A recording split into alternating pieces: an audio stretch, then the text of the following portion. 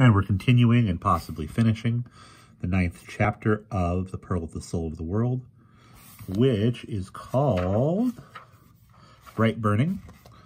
And Aaron has returned to the camp. Irolas is not happy to see her. She's not happy to see him. Their blades clashed, and Ariel fell to the sand as she is connected to Aaron now through the pearl. Irolas cried out. Grimacing, he clutched his wrist as though he meant to release his weapon or lift it away, but it seemed he could not move. The white fire that swirled about the girl's blade threaded upward, among adamantine to touch the prince's hand. With a groan, he sank to his knees. Aaron stood gazing at him, astonished. "Let be!" Ariel cried out. "Have done!" At this time, somehow, the others in the tent, leagues distant, heard. The Lady Silva halted where she stood. Rashka and Irolas's brothers broke off their headlong rush. Penderlon checked, snarling. The guards dashing in from the doorway froze. As Aaron lifted Bright Burning away from Irolas's blade, the fire, touching his hand, vanished, and the prince slumped, sword arm falling heavily to the ground. Adamantine made a clean, dustless cut in the earth. Saber ran to him, her own dagger drawn. Aaron ignored her, holding the glaive upright before her, staring at it. "I did not mean to draw this blade," the dark girl whispered. "Something seemed to steer my hand. I meant only to stand defiant until the last moment, to see if you truly meant to have my life." Still staring at the blade, she was speaking to the prince. "I thought no need for swords. I thought the others would stop you." The broadsword sang and hummed. Ariel heard her own sobbing in the sound. Panting, Irolas cradled his arms as though it were painful or numb. A stab of fear went through Ariel. She had no idea whether the sword's fire had harmed him permanently. He seemed dazed. All the others in the tent were casting about with baffled or frightened looks, save Penderlon, who, staring at Aaron's blade, was making a low cat growl. "Stop! Stop!" Ariel wept, realizing that she spoke aloud. Now everyone was staring at the glaive, even Irolas. Saber steadied his head, which lolled as though he might swoon. Through Aaron, Ariel watched the sword begin to flicker and waver, like a long white flame. The misty candescence of the blade itself merged until the whole sword was a tongue of fire. Ariel staggered to her feet. The flame also rose, elongating, narrowing. Through the dark girl's astonished eyes, she saw the flame taking a human shape. With a start, Ariel recognized herself, then felt her own being drawn irresistibly across the miles until it merged into the flame. Turning to her husband, she called his name. "Irolas," she said urgently. "Irolas, heed me. You are not mistaken. Aaron's sword was witch-made once, but Ravenna changed it to serve our cause." The Prince of Avarax shook his head, gazing at her in disbelief. Ariel saw Saber's hands upon him tighten. "Pay no heed, cousin," she murmured.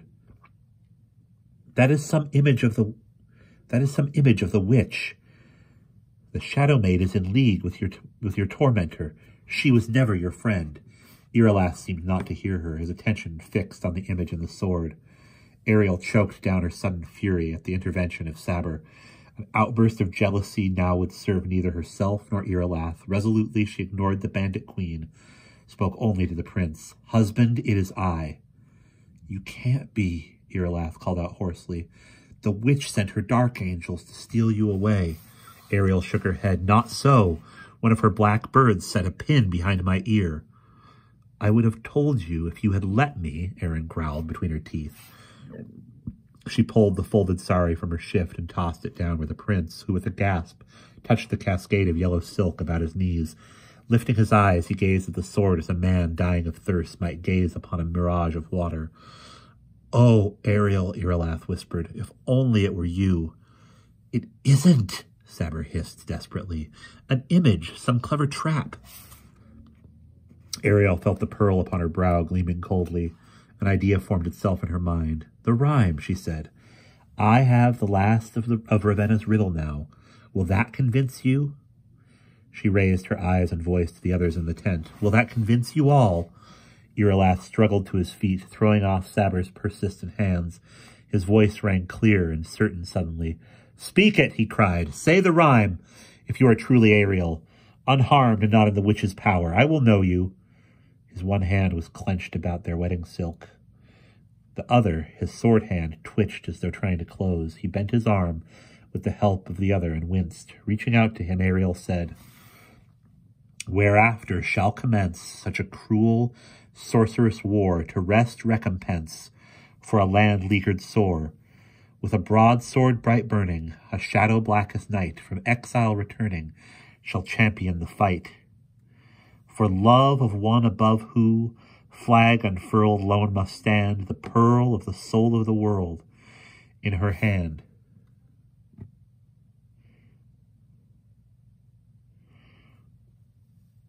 When winter rock to water falls flooding foes to drown, Ravenna's own daughter shall kindle the crown. Silence, no sound in the tent but the fizz of lampwicks and the night wind sighing. Her brother, Rashka, eyed her uncertainly. Silva stood mute beside her eastern sons. The bewildered sentries glanced at one another. Then she heard Talb the mage chuckle and Penderlawn began to purr, but her gaze remained on Irlath. "O husband," she breathed, "believe in me." Coming forward, he knelt before the flame that Aaron held. His sword arm seemed nearly recovered now, for with it he reached toward Ariel. "I do," he whispered. "For it is you. Forgive my doubting." His hand passed through the flame. Without harm this time, she experienced a flickering and the odd feeling of something broad and insubstantial passing through her. But then it was gone, and her vision of Irlath and the rose silk tent steadied again.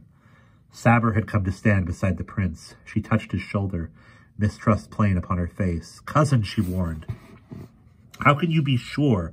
We have known for months that Ariel is lost. Yet now this apparition claims it is not so. Dare you trust the rhyme that she has given you?" The prince rose suddenly and turned to her. "Unhand me," he spat, his voice like burning oil. "It was you I let convince me that Ariel was lost.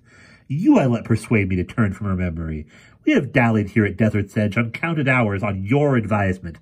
This is Ariel. I know her. Do you presume to advise me further, Queen of Thieves?" His tone was savage, his expression furious.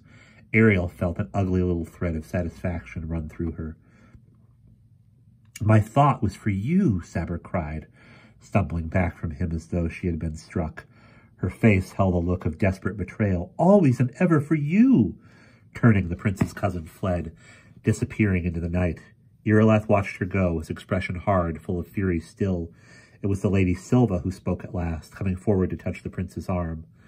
"You are too hard, my son," she reproved him sternly. "Too hard by half. Ariel is your wife, but Saber is your cousin still, and a commander in my war host, your equal in rank.